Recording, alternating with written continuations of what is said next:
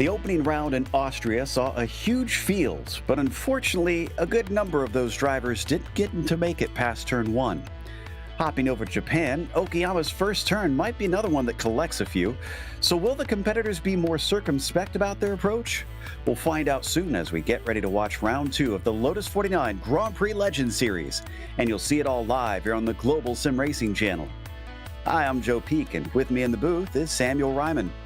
Behind the scenes is our director, Zach Johnson, and he's using cameras provided by Dougie Beard. The Pacific Grand Prix is the main claim to fame for Okayama, but for those wanting to learn a little bit more, let's head to our track guide.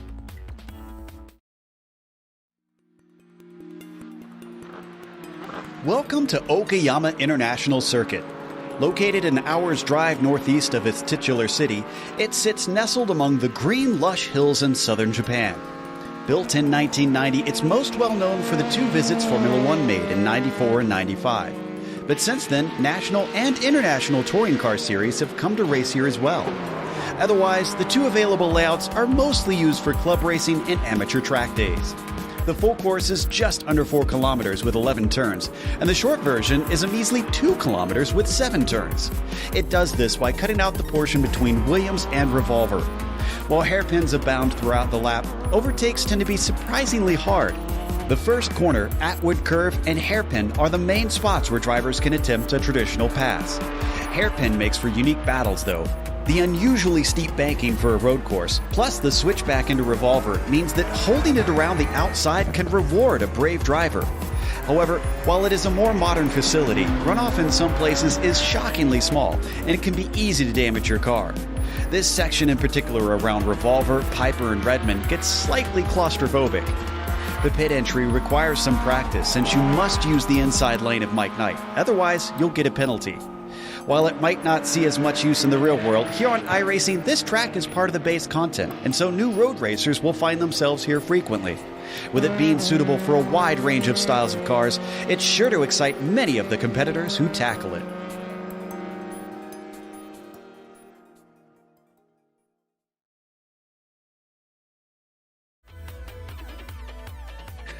Well, Sam, this place may have kind of disappeared from the limelight in the real world, but it certainly sees plenty of use here in iRacing.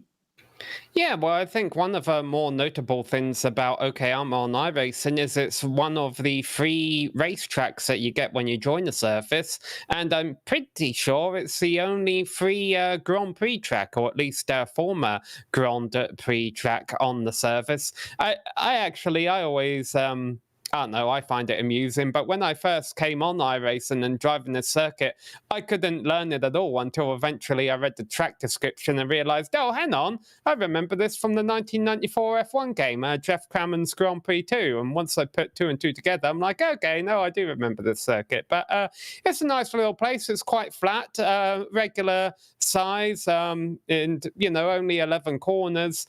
Obviously, the best place for making a pass is down that long back straight, but there's potential passing opportunities down the front straight too, especially with a tricky car to drive like a Lotus 49. You never know if a car in front of you is going to wheel spin or make a mistake, and there's plenty of places you can pounce on if that happens.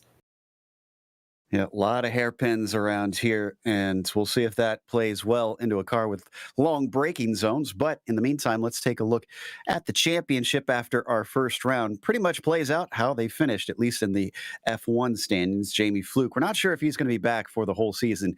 Whenever he comes in, tends to be for a one-off, but he'll lead the championship regardless for now over Gasper's Hugh Haycock's train grade and Jorn van Vent. But that is our F1 standings. We also have the F2 standings, which is a little bit more mixed up here, Sam.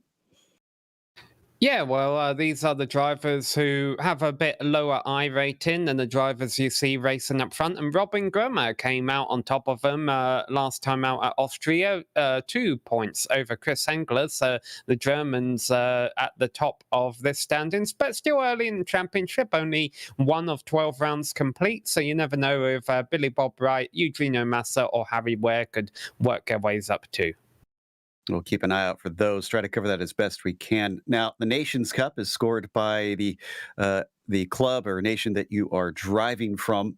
here, and the UK is leading it, of course, with Germany not far behind. France and Norway, and Finland still giving chase. We saw Finland really make some great inroads last season and become a part of it. Norway, of course, with Ove Trangrade carrying that flag a lot of times tends to fare well here in the Grand Prix Legends. But speaking of the Grand Prix Legends, we might not have viewers who have seen this before. Sam, why don't you run us down the race details? Well, this is an official iRacing series, which means it's round number 1 of 12. Round number 2 of 12 now. 23 laps. Don't have to worry about time because iRacing doesn't have to pay for its own server. Well, at least not. You know what I'm saying. Open setup for these drivers, so they'll get to tinker with the suspensions and make themselves as comfortable as possible, as comfortable as you can be in this car, and no spare car. If you break it, you board it, or more likely, if you break it, you tow to the pits and try and get it repaired and salvage a good finish. Yeah, hopefully we won't see too many cars have to take a tow like we did right at the beginning last week. And we're seeing just a few drivers putting times in, Mick Claridge amongst them. We expect he will be a front runner here, but Topi Kortiniemi is quick, 0.2 of a second faster than Mick Claridge as they continue to put times down. Olenek only third for his first lap.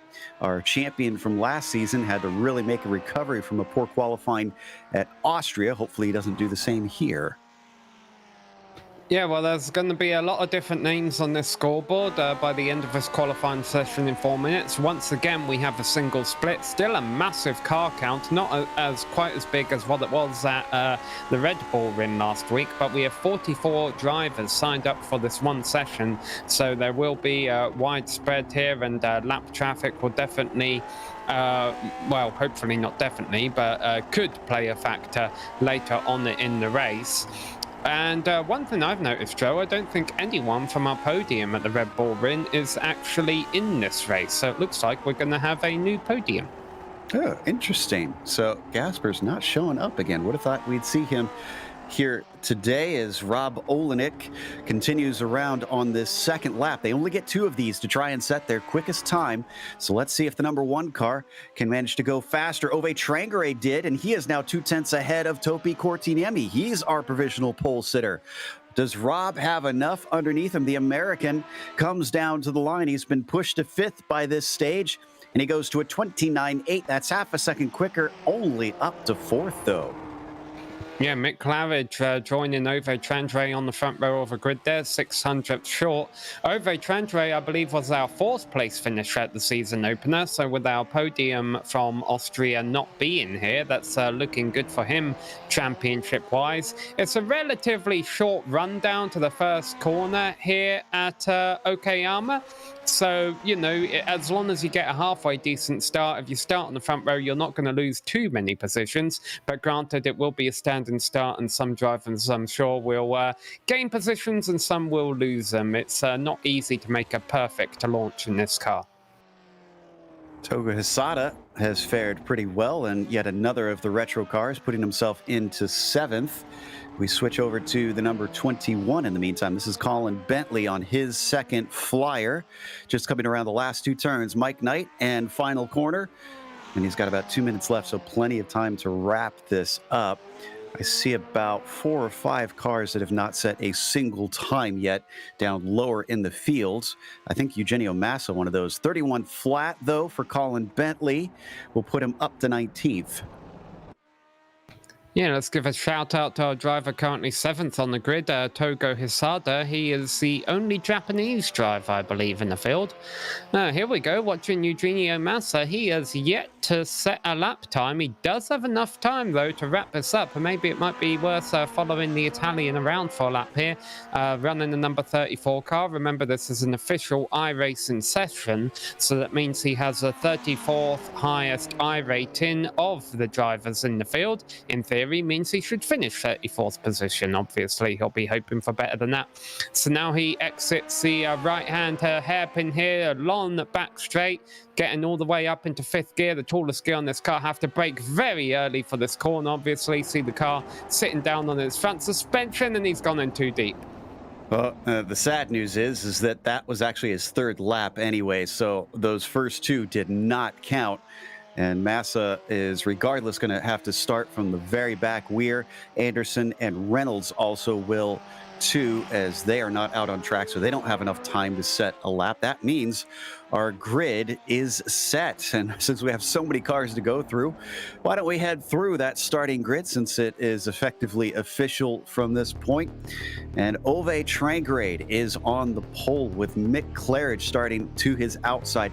Topi Kortiniemi will start from third. He was in the hunt for that championship with Rob Olenek, who starts next to him. And Bill Tyler starts in fifth. Tixier, starts sixth with Togo Hisada in seventh. And then it's Ian Haycock to his outside. Matthias Hovdahl starts ninth, and Ben Zocco rounds out your top 10. Page 2 of 5 pages, I think, in total. Here we see Miko Michaela starting from 11th place ahead of Javier Mosquera.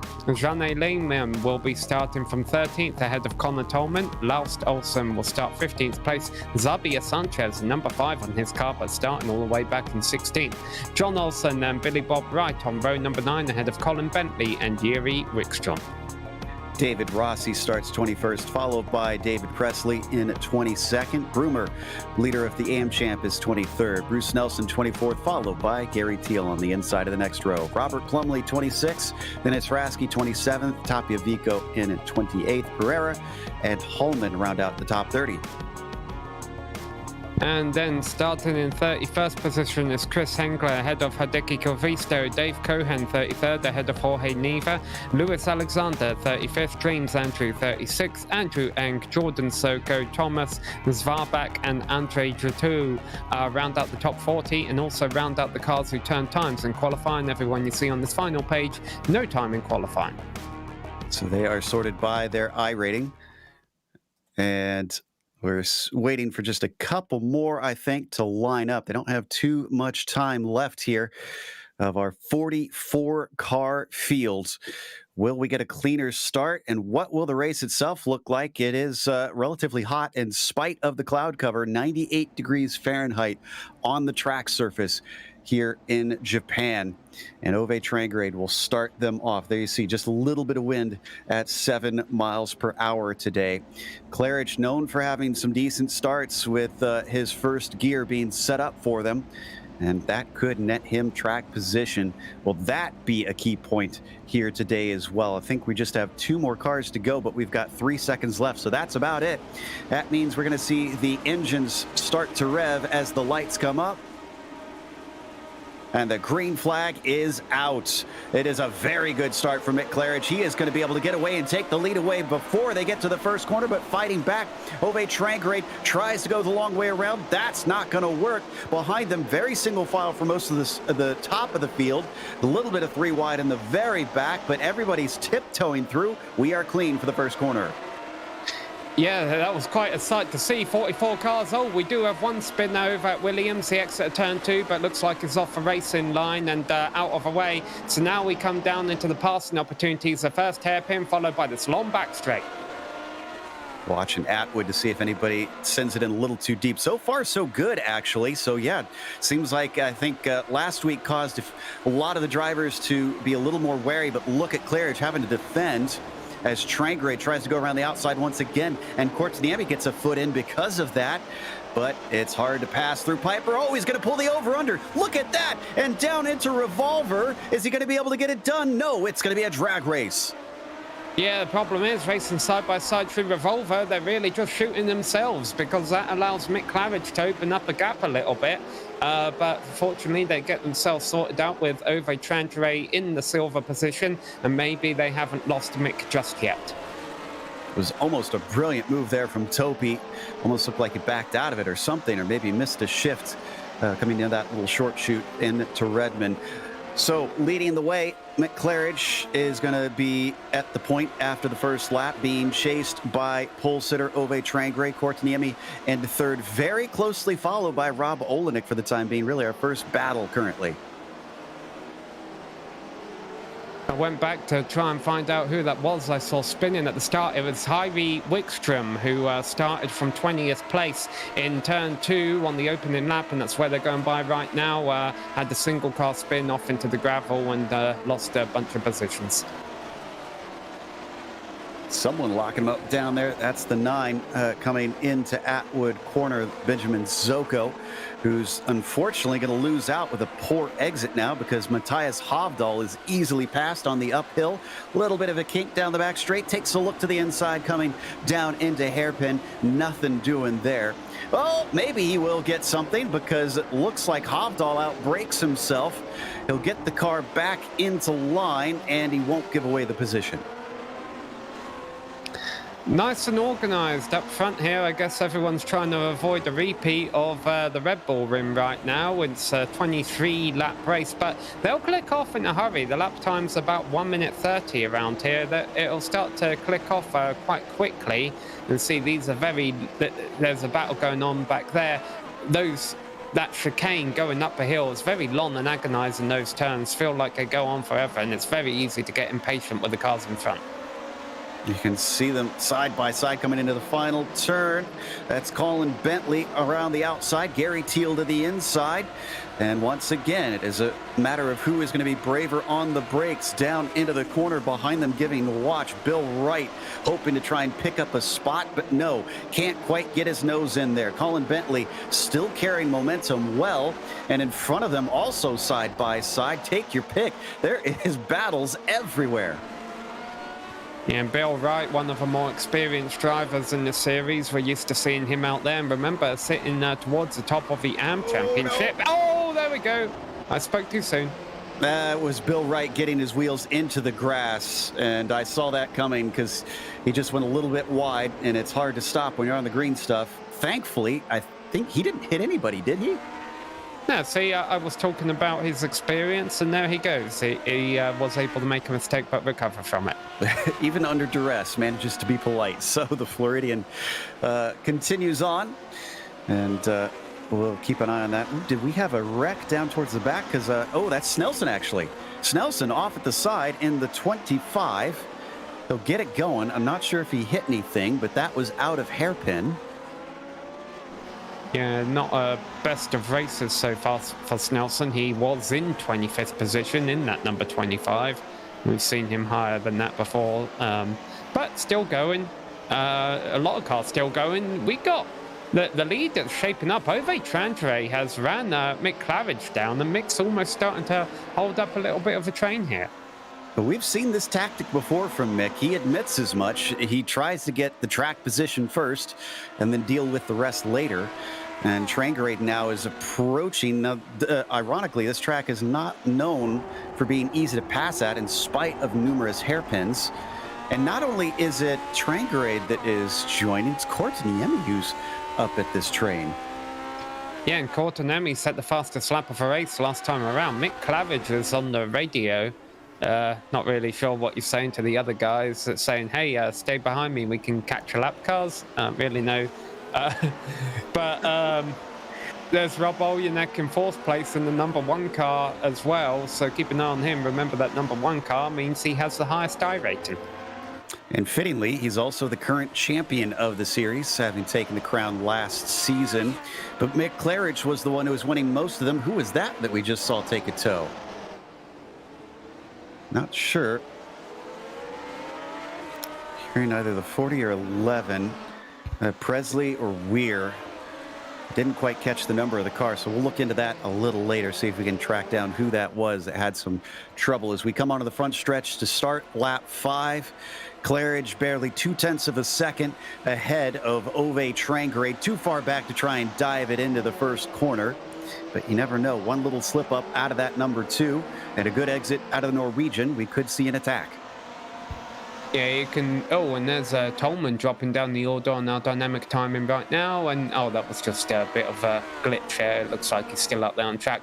Drivers who are not out there on track, by the way, in the pits. We got Harry Weir is in the pits. We got Janne Lehman. We've got Bill Wright. We have Yuri Wickstrom, David Presley, and Lewis Alexander. I'm seeing all those cars in the pits right now.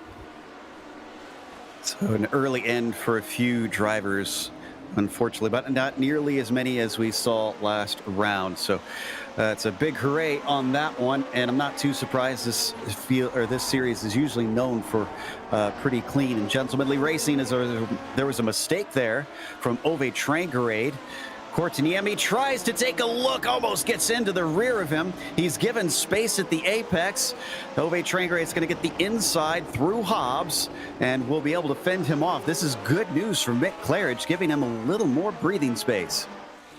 Yeah, I was in a Formula V race on iRacing the other day where we saw Trandrae and Courtniemi almost make contact there. There was contact in that Formula V race, and things got very ugly. So fortunately, we didn't see a repeat of that yet, but this battle isn't over yet, because Topi Courtniemi, who set the fastest lap not too long ago, has bigger ambitions right now, and that's for second place. Unfortunately, he's going to be on the outside of turn 2, and that's not really a great place to do. He can't really attempt much of a crossover here either, because Ove is going to be able to position his car well. They go downhill here. It makes braking a little bit tricky for this turn. Topi once again closing up onto braking, and here's really his best passing opportunity, and it becomes a great passing opportunity when Ove makes a mistake like that.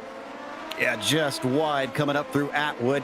Wheel to wheel. Topi really wants his spot. Finland versus Norway into the hairpin, and Finland is deeper on the brakes. Is he too deep? He's too deep. He goes almost off into the gravel, holds onto it. Instead of gaining a spot, he might lose one. Rob Olenek going around the outside, and they're going to stay wheel to wheel through both of the left-handers. Advantage to Courtniemi. Yeah, but it's not over yet. Remember this, even though this is a short straight here, as we were talking about just one lap ago, it is a passing opportunity. It's also a trouble opportunity heading into that left-hander for this uphill chicane. It doesn't look like a chicane there on the broadcast, but anyone who's driven it on iRacing can tell you it's definitely a chicane. Through this final turn, it goes a little bit downhill. It's actually quite easy to slide out of here, and we've got trouble further back. It looks like the number 35 car there, that would be Andrew Ang, in appropriately 35th position now because of that mistake. Looks like he'll get going, so not too bad a damage from that off, thankfully. As we look back towards the front, the number 2 of Mick Claridge now has a gap of 0.8 of a second over Trangrade because of all that fighting he had to do with his rivals. You know, earlier you were joking about Mick saying, let's work together before the traffic. Now it's Ove that's having to say that, you know, back off a bit, guys. We can catch and pass Mick, but we can't squabble amongst each other. Yeah, so while that's broken up a bit, we've actually picked up a battle for 9th place here. This was heating up towards the start of the lap. It's Matthias Avdol in 9th place, Mikko Makela in 10th place, who the camera's following, the Finnish driver in the 19 car in 10th place right now, and Benjamin Zoko at the back there, and that was a mistake from Mikko there that could open up opportunities from behind.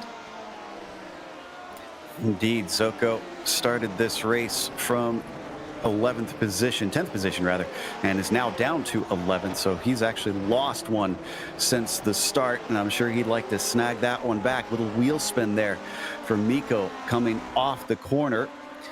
And they've made some changes to this car recently. This season is the first season in many that they had a new tire model put on the car, and it seems to have just really brought the community alive, as this is the most attendance we've seen in quite some time. Yeah. Battle here back coming into the first corner. That looks like Laust Olsen and Mascara. Olsen hopping over from the Camel GT series to try a little bit older machinery. Out of Williams and Sanchez. Gonna have to try and defend as he gets a little squiggly coming through the Moss S, but holds it together under braking.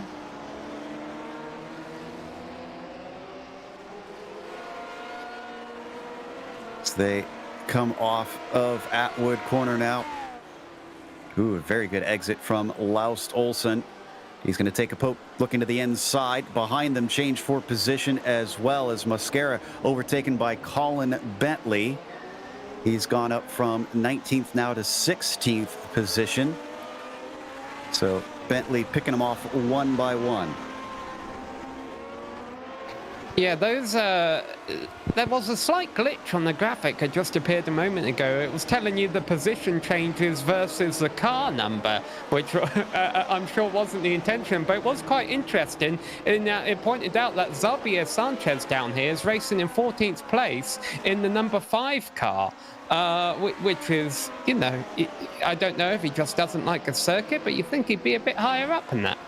You would expect so, but some tracks just don't click with some drivers, and some really loathe this place. Regardless, as he breaks down into the corner, it seems that Sanchez is under pressure. Laust Olsen trying to take the spot as we got a car off in front of him. That's Tolman in the 15, and he's going to lose his spot as everybody has to take evasive action, including Laust Olsen, who finds himself checking up after Tolman comes back to the racing line. Now he's under attack, and looks like Colin Bentley wants to try and get this one away, but nothing doing into Atwood Corner. This is now a huge train of cars that is stacked up, and it's all behind Sanchez. Yeah, I'm sure that chop wasn't appreciated by Olsen there. It doesn't help that Connor Tolman's connection's a little spotty here. He keeps disappearing and reappearing and is right in the middle of his train. However, they were able to get through without incident, and now they're battling right behind Tolman. They got side by side there for a moment, but they single file out. Remember, this left hand up here is a potential passing zone. Sometimes you'll see sneak attacks into there. It is a very slow corner, but doesn't seem to work out for our drivers. Nobody changing position among these 6, all fighting for that 13th spot. Front stretch going to be the next good opportunity, as we see Trangerade think so as well. Switching over to the lead here. He was awful close coming into that first turn, and he might have another try at Atwood. It depends if he wants to save it for hairpin. Yeah, he could be saving it for hairpin. He went in a bit too deep there, so I'm not sure if he's going to get the exit that he needs. Obviously, if this was a modern-day Formula 1 car, which is coming to iRacing very soon, you would just be able to open DRS, but you can't really do that on the Lotus 49. So he did have that hairpin. He could have tried to attempt something, but he also has 13 laps left to attempt something too. Yeah, DRS in this car is ducking your head lower in the cockpit, I think, as we come through Piper and Revolver, and still Trangerade putting immense pressure on McClarridge. He wants to steal this one away. It's rare that we've seen Ove take wins, but not completely uncommon. And I'm sure he'd love to try and show that his one-lap pace here was not a fluke, and that he could not just take the pole, but run away with the victory. We're still not even halfway through this race, so he's got plenty of chance left. Yeah, he does. I mean, this isn't the easiest circuit to pass on, but it's not impossible. Again, especially with this car, you kind of just got to wait for the guy in front to make a mistake. Now, that being said, Mick Claridge doesn't really make mistakes, but I think it's obvious he doesn't have the pace advantage right now. And you can see Topi's set in the fastest lap too. He's back in 3rd place, so he could easily rejoin this battle for the lead. So we're seeing Mick Claridge leading, Ove Trangerade 2nd place, Topi Cortinemi catching them from 3rd, Rob Olyanek sitting back there, biding his time in 4th place in the number 1 car, and then Bill Tyler rounding out the top 5. Quiet race from Bill so far. That was a great entry there for Trangerade. Just took it a little wide to try and square off the exit, and I thought it was going to pay dividends. As close as he was, he still doesn't send his nose in. But you're right about Cortiniemi. He seems to be hot currently. I think, is that the first driver to dip? No, I was going to say, I thought he was the first driver to dip into the 29s. Looks like Trangerade's actually matched his fastest lap to the 1,000th. But Cortiniemi is that little bit faster, so pretty even pace between the 6 and the 4 car. Yeah, well, right now everyone's going to start matching Mick Claridge's time to the 1,000th, because they can't really get a whole lot closer to him than this without getting by him. By the way, I was given a rundown there. I got through the top 5. 6th place is Toko Hisada, the Japanese driver. He's up from 7th to 6th, so shout out again to him too. Here we go, across the line to complete lap 11, start lap 12. We'll obviously hit the halfway point this time around, and we'll see if Ove starts to ramp up his attack. So I don't think he'll do anything too ambitious. He's right where he needs to be. Yeah, kind of with you on that one. I know we say that we don't often see Mick make mistakes, but if Ove keeps right here, something could present itself. And you never know, maybe the tires will go off a little bit more as he locks it up slightly. McClaren is feeling some of that pressure now. And they have gapped themselves immensely back to Rob Olenek. It is a whole 2.5 seconds to P4. So this is becoming a 3-car breakaway at the top of the field. And remember that lap traffic could also play a role in the second half of this race, in which case I'm going to assume you're going to want to actually be the first car to capture lap traffic, because if the leaders get a lap car in between themselves, that could space things out a little bit. Right now we have 36 cars left on the lead lap. Gary Anderson's the last one of them. You can see the timing on the left side of your screen. It'll scroll down the cars who have run into trouble today. Hopefully these drivers won't soon join them. Obviously things could go downhill very quickly if there is any contact, but right now they're keeping things clean. As they come around to complete lap 12, we're halfway now, and now if you're over, you might start thinking, okay, this guy's not going to make a mistake. I've got to start looking a little bit harder for opportunities. It always amuses me that Mick runs that BRM paint scheme on the Lotus for this, because that was a notoriously slow car in that season. Jackie Stewart really hated driving that thing, but Mick likes to make slow cars fast, I suppose, and certainly making it look quick here as they're coming up to Gary Anderson, who had a bit of a spin in front of them, and I think, yeah, he's just going to pull over and let them by. Yes, that leaves us with 35 cars on the lead lap, which was an impressive number considering we had 44 starters. Only 9 cars fallen by the wayside so far, and Dove was much later on the brakes than Mick there, but he couldn't really go to the inside. That would have led to a collision, so he had to go to the outside. That's thrown him all out of sorts, and Toby Cortinemi might be thinking about second. He was. He tried the over-under, and it didn't quite work out. So as another defensive move from Ove Trangrade will once again slow them up. I saw wheel spin as well out of the Norwegian. Not sure what's going on, but one mistake seems to beget another, unfortunately, for the number 6. Yeah, and they're coming to 10 laps left to go now, with Mick Claridge opening up about a second lead. Now, I think, Mick just had a little bit of oversteer exiting the final turn. Granted, these cars are oversteering all the time, but it was one of those oversteer moments that cost him a tenth or two, and that allows these two to run them both back in. I think that's why Topi is kind of just settling down into third right now. He knows that the big goal is a little further ahead. Who's this off? That is Cohen. Yeah, he lost a couple positions there in hairpin, and he just simply outbroke himself into that corner, spun it around, and watched everybody stream by. Unfortunately, he's back rolling as we come back live, and this is Trangrade and Cortiniemi side by side, with Topi having the advantage, and he's able to pull in front, but he's going to cover off that inside line just to prevent a fight back from the Norwegian. The Finn has taken second place away. Can he do what Ove could not? Now, it was Topi we saw attempting that earlier, wasn't it? But locked his brakes up into the hairpin. I think, yeah, it gave the spot right back, nearly lost out to Olenek. Good memory on that one. It looks like he learned his lesson.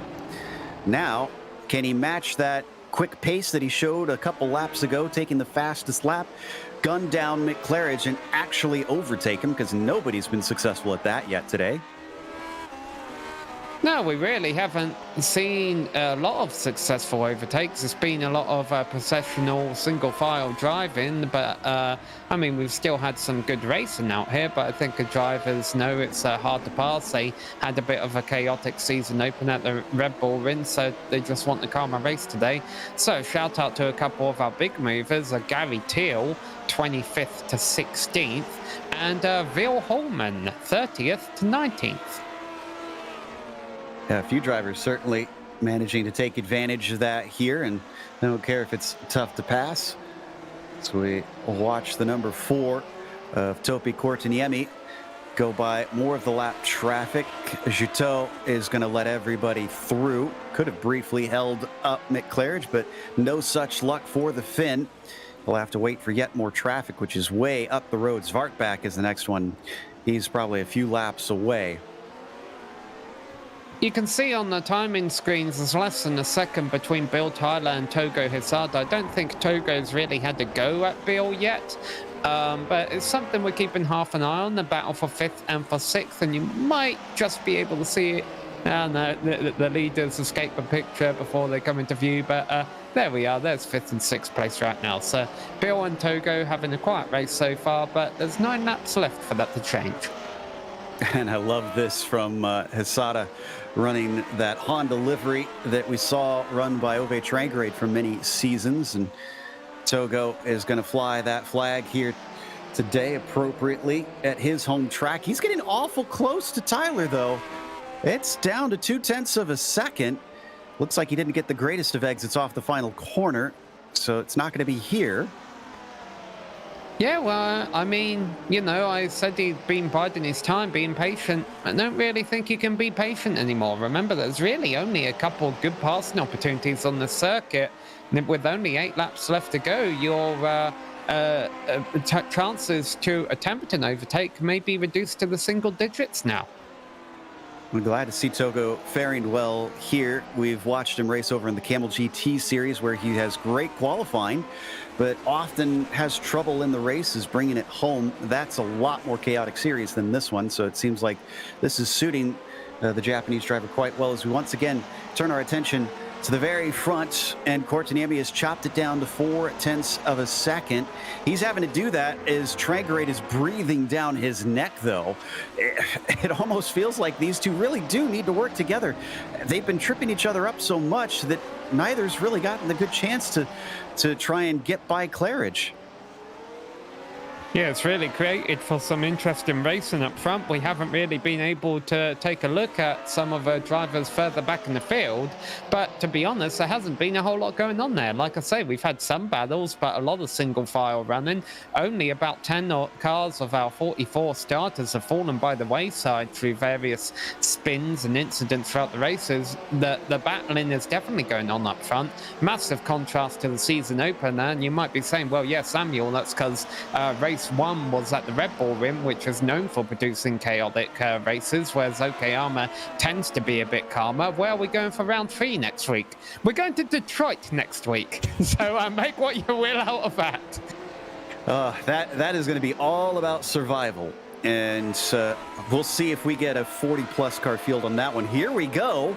This is the first good run we've seen on Mick Claridge in quite some time. He's going to have to defend. Topi is going to try and outbrake him, but oh, they come together. The lap traffic distracted him just enough. He tries to come back, and he runs into Ove Trangrade.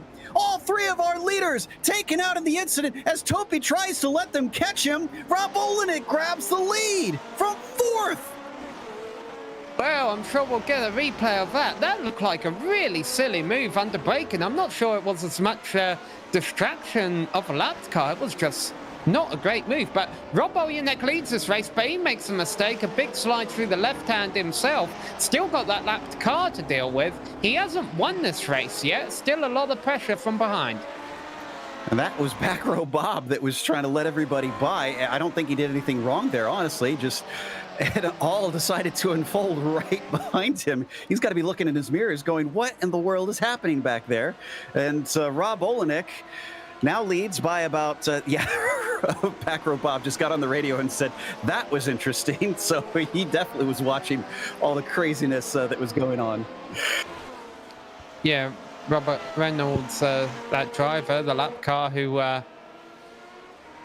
well, we might get a replay, but at the same time, 6 laps left to go. We've got this battle for the lead. Who says it can't happen again next time by?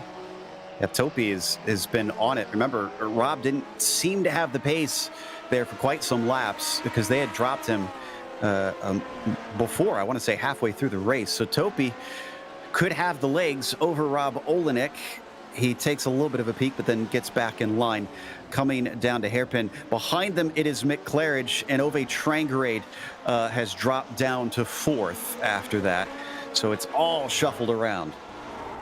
All right, well, I don't know if we'll have the opportunity to get the replay during this broadcast because we still have a good race going on, but I just went back and watched it on my own computer, and I think what happened, Rob Reynolds did nothing wrong, but Topi was he realized there was a lapped car, he realized he wasn't going to make the pass and needed to go back single file, and we will get a replay. As he tries to go back single file, Joe, he just wasn't clear. I think he was trying to get back behind Mick Claridge, and he just completely mistimed it.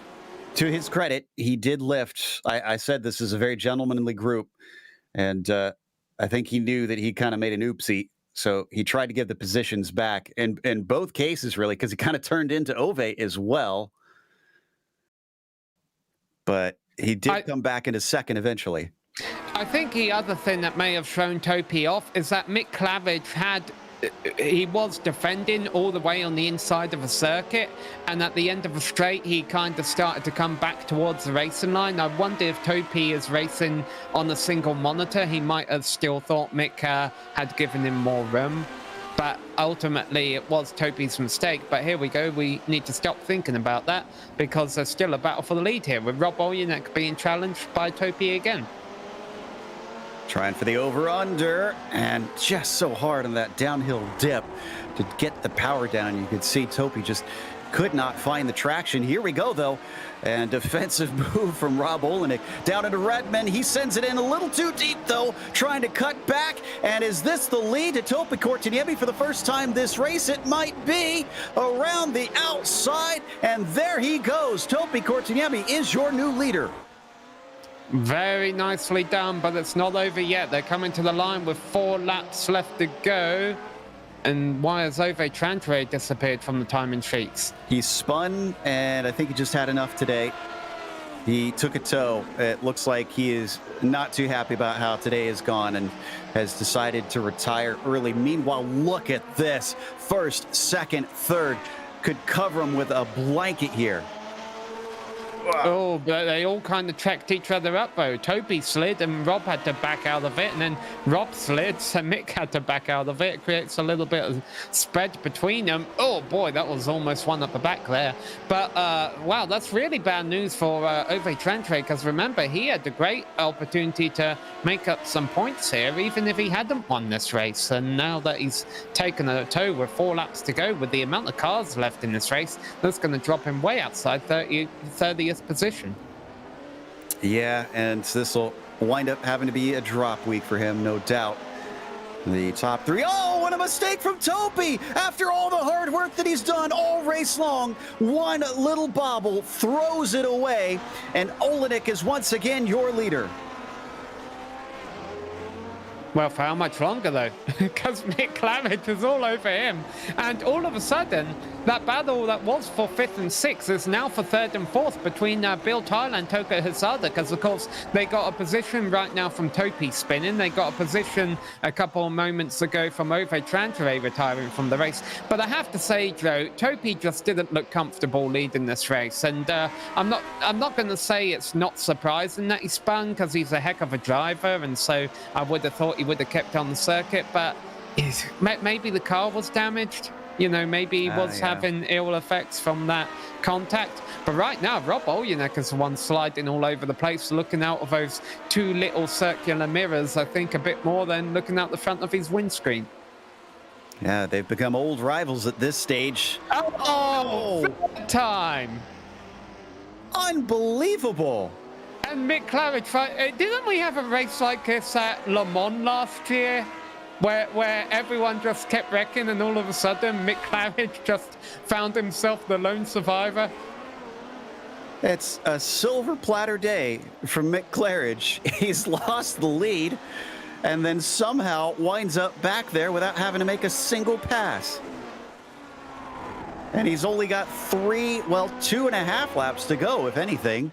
Yeah, and it's not over. Let's not forget, Mick Claridge, I don't think, has quite had the pace of his competitors today. He's holding a 2-second lead with 3 laps left to go, coming to 2 to go, which is kind of impressive, but we'll see. But yeah, Rob Olyanek didn't look comfortable leading either. Might we see a Japanese driver on the podium, though? Hisada behind them is hounding Bill Tyler left and right, but he gets checked up at the apex of the final turn and doesn't get the run that he needs here down the front stretch. 2 laps to go to try and get a podium at his home circuit. He gains under braking, certainly looks strong there.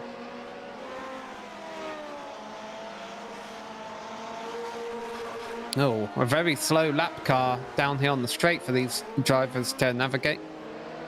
Oh, and was that Tixier that just went off there? Yeah, Sebastian having something go wrong. I think that was his own mistake into the first corner, just outbraked himself. Yeah, it's very late on in the race. Here's a look. Are we going to get a Kobayashi moment here from Togo Hisada? No, not quite, but he thought about it. 1.5 laps left to go now. Things have kind of broken up front, but these drivers will have to deal with lap traffic. Eugenio Massa in 32nd place has just gone a lap down. It seems like mid-corner, Togo just gains so much. That car looks planted, especially in some of the slower turns, which is difficult for him because that's not really the easiest place to try and make an overtake. You got to get beside them before that point in the turn. And here we go again, back onto the front stretch to take the white flag, where Mick Claridge leads by about 2.2 seconds over Olenek. There you see him just starting the final lap. And the battle for third continues. I don't think you're going to see a change for first or for second. And that's normally how the top iRacers get those, oh boy, very close there for third and fourth, high I ratings, isn't it? We see the number 2 and the number 1 up front. Not only are they fast, but they're the ones who keep the things pointing straight to the finish. It's not necessarily who's the fastest over one lap, it's all the laps put together. And right now, Mick Claridge can hold that claim, ready to put himself back onto the board.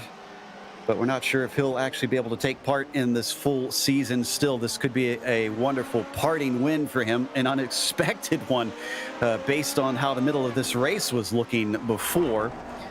He's still got that handicap of 2 seconds over Olenek. Tyler and Hisada have continued to stay close, but still nothing doing back there. They see them on screen momentarily into Redmond and Hobbs.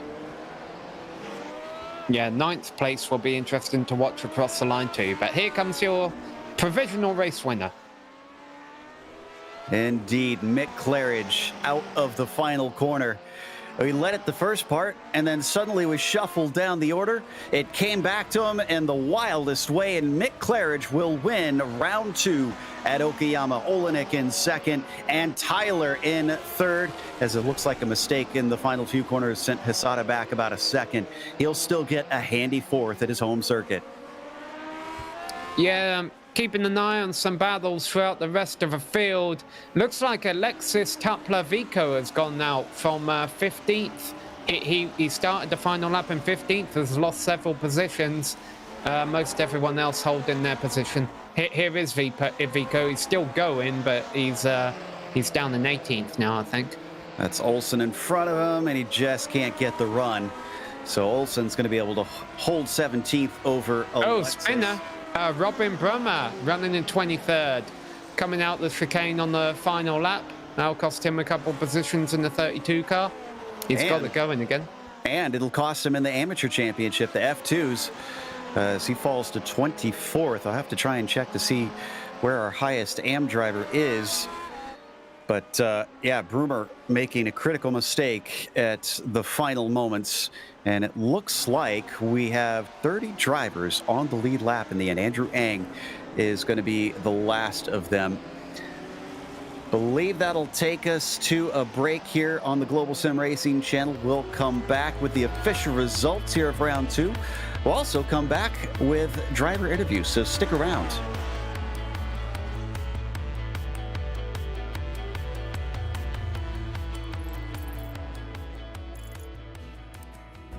iRacing is a sim racing game. that combines a true-to-life racing experience with an online community of virtual racers from all around the globe. iRacing offers a multitude of officially licensed cars and tracks, laser scanned with millimeter accuracy. Their car models and mechanical systems are based on real-world physics and engineered in cooperation with manufacturers and race teams. Their skill license system ranges from rookie to pro, ensuring members are always pitted against those with similar skill sets. Members are able to sign up for a weekly race series, compete in time trials, host a private race with friends, and participate in racing leagues created and run by the community. With over 170,000 members, iRacing works in partnership with renowned motorsports organizations like NASCAR to deliver virtual races based on the real-life NASCAR Cup Series, as well as many other series on the NASCAR ladder. iRacing also features team racing, providing a variety of options for members to create and manage their own teams. Race with friends or real-world teammates in full-length endurance events like the 24 Hours of Daytona, Spa 24, or the Bathurst 12 Hour. Additional partners include IMSA, World of Outlaws, Supercars, and IndyCar, allowing members to race in their very own Indianapolis 500, Bathurst 1000, Chili Bowl, and many more iconic events. This is iRacing, delivering the most authentic racing experience short of getting into a real race car. Sign up today at iRacing.com.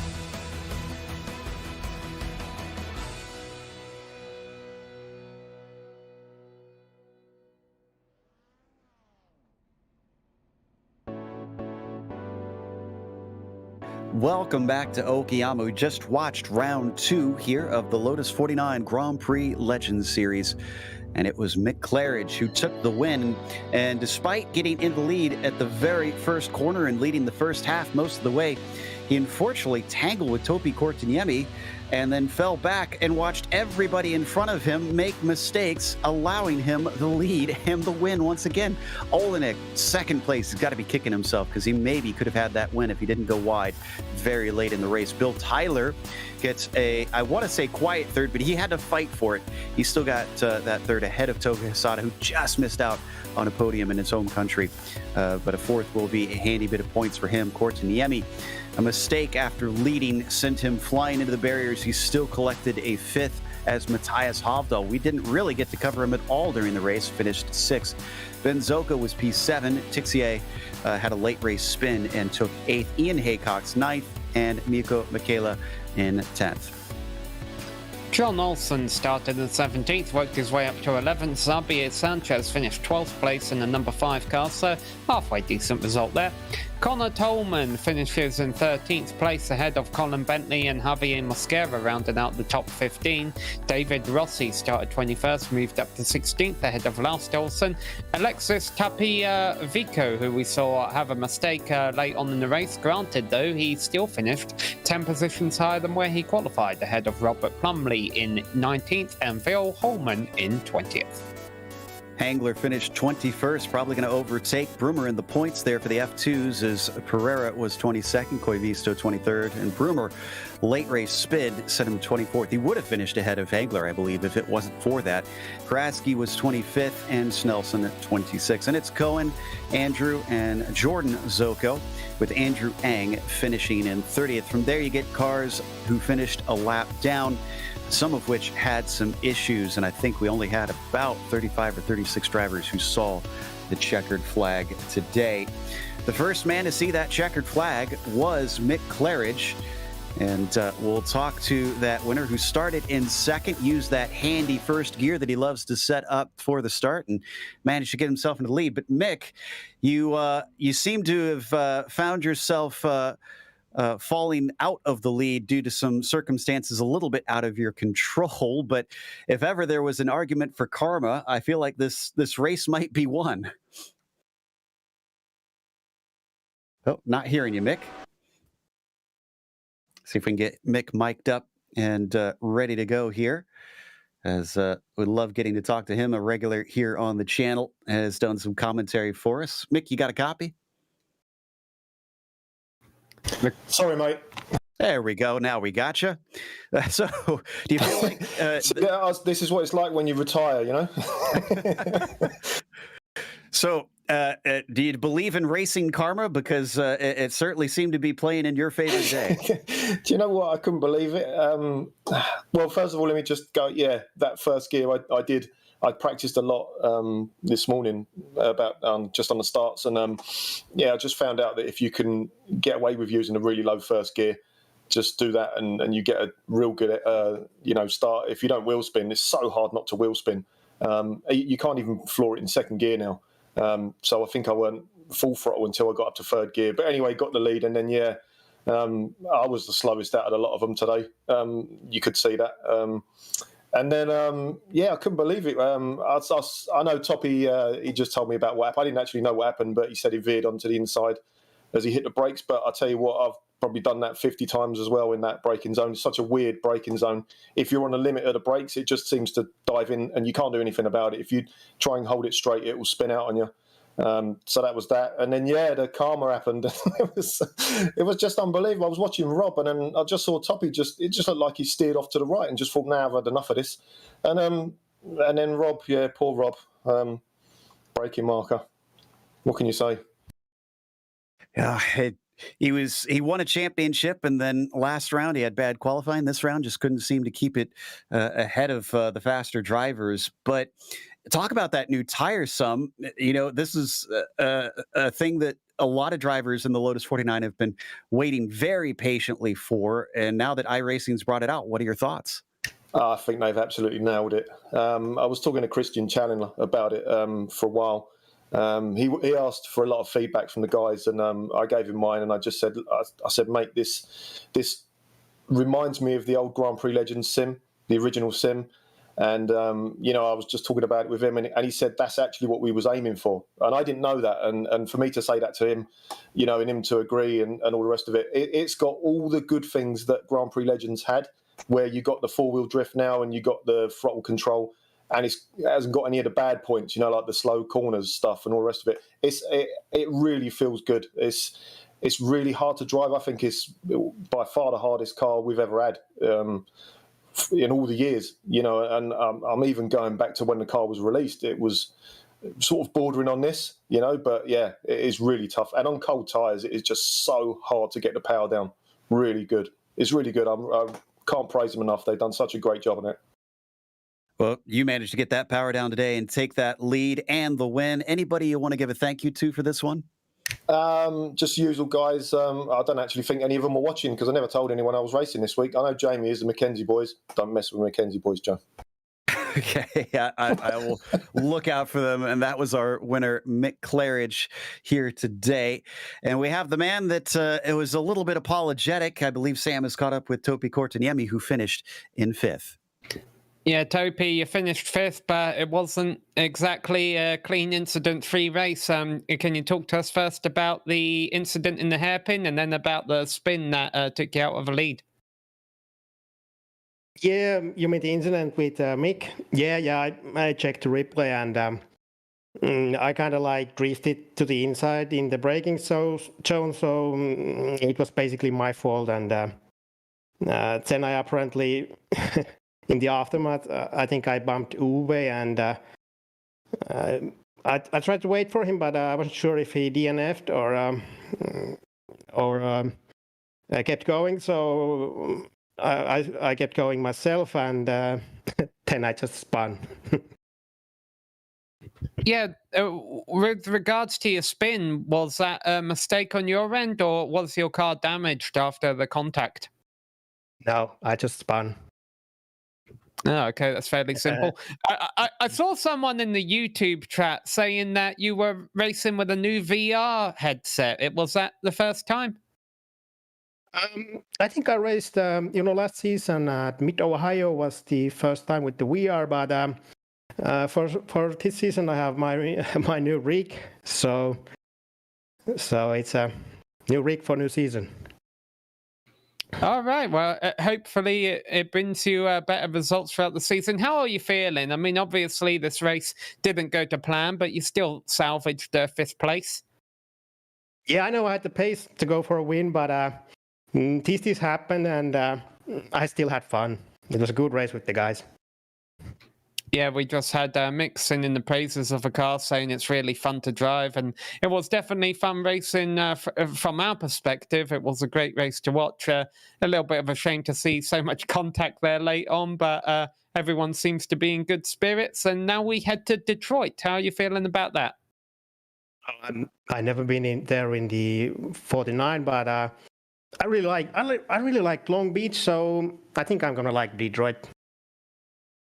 All right. Well, we wish you the best of luck there. Anyone you'd like to thank before we let you go? That's a hard question. I don't know. Everybody was watching, and friends and relatives especially, and Mick and the guys for the good racing. All right. Well, congrats on the top 5. Commiserations. It wasn't a better finish there, but thanks for coming here today, talking to us, and putting on a great show. Thanks, Samuel. That's the first person I've ever heard consider the thank yous the hardest question they get. So we close up today, and we want to thank some people as well, including the Grand Prix Legends community for bringing us back for another season of coverage. But also we want to thank the companies that provide the software and the hardware for our broadcast that we've listed here on your screen. Additional thanks to June Lalott, who provides our wonderful music. Check out our Bandcamp for more great work. And thanks to the team today, Sam, Zach, and Dougie. You can find more info about GSRC at globalsimracingchannel.com or through our social media that we've listed on your screen. Check out our merchandise store at simracingmerch.com/GSRC. and keep a link in the description below. And don't forget to subscribe to our YouTube channel while you're down there so you don't miss a moment. Because as we said, the next race at Detroit should be wild. That'll be Saturday, October 2nd at 9:30 a.m. Eastern. We have upcoming races for other series listed on the screen, so check those out. Mark them down on your calendar. And in just a couple hours' time, we've got more vintage racing on the Global Sim Racing channel. Camel GT will be at Suzuka at 1 p.m. Eastern. Until next time, race clean, race hard. We'll see you on the track.